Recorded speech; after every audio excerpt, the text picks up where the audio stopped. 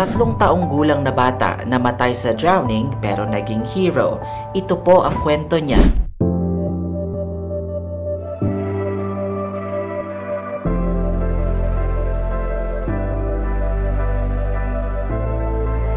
Hindi nyo alam na kahit bata pa, pwede maging organ donor at mag-save ng buhay ng iba.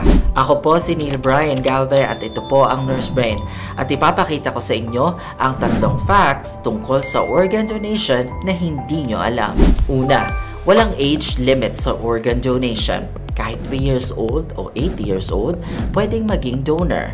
Depende sa kondisyon ng organs, hindi sa edad.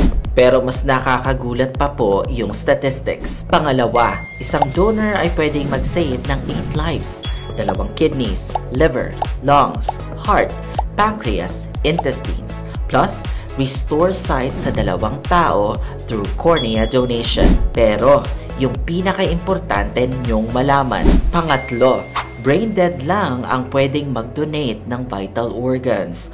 Heart, liver, kidneys need oxygen-rich blood, kaya mechanical support ginagamit para ma-maintain ang circulation.